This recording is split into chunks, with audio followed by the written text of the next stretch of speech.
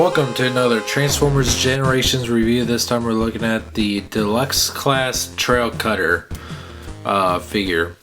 I initially was not going to pick this one up, but Wyatt convinced me to pick up at least this one, if not get Hoist, because he insisted that these were really neat figures.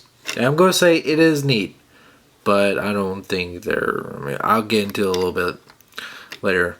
Here he is in his truck mode. It's kind of an armored vehicle. You can tell by kind of the armor plating over the windows there, and it's pretty small. It's about the same size as the Deluxe class Prime, Ironhide, or Cup, depending which one you got. And if you have those, you kind of know how small they are. But the detail is pretty nice. I like the Autobot symbol on the hood. The paint job is decent, but like most Transformers, the rear detail is lacking, and it doesn't really do much of anything in this mode other than just roll and look kind of cutesy. But it's not bad. I would just like a little bit more paint detail. To start the transformation, is going to pop off this back piece here. Zoom out a little bit. Take the rear part of the vehicle and slide it out. Snap it in place. Fold down the feet. And the legs are done. Go to this part here. Fold these out. Fold out the hands like so. Fold these pieces in. Rotate these around. I'll do the one part in a little bit. Bring this the center hood piece down. Kind of tricky here, and just kind of force it down. There you go. Fold it over, and then rotate this up like that. Now you can go and rotate the shoulder pieces around till they look proper,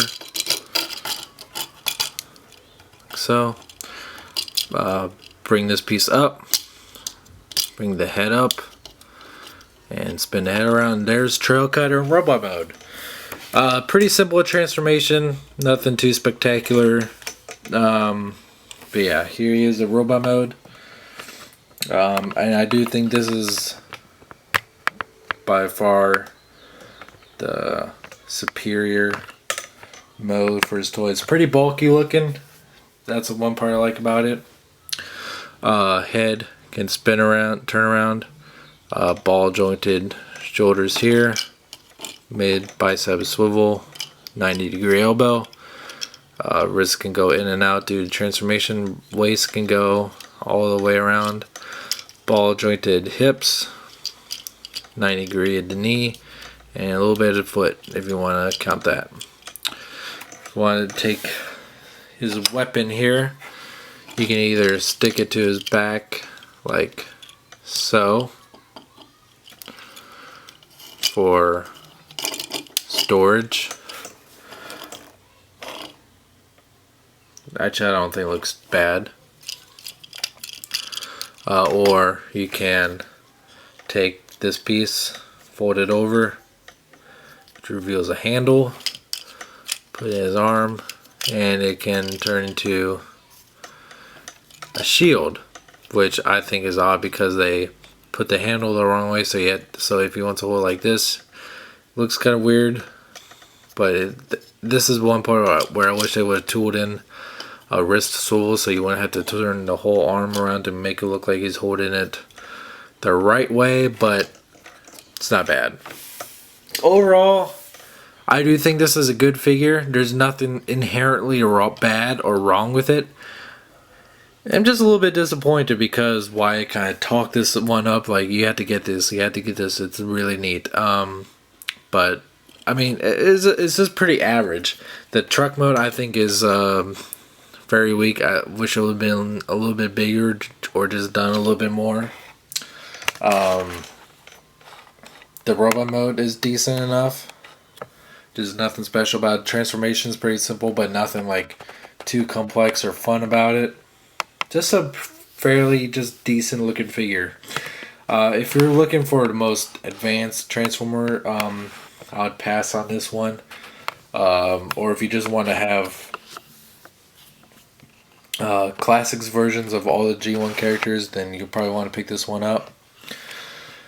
But I mean, if you really don't care about G1 characters, just looking for a great figure, I would go and pass this one up because I mean it's decent. Just for me, it just doesn't do much for me.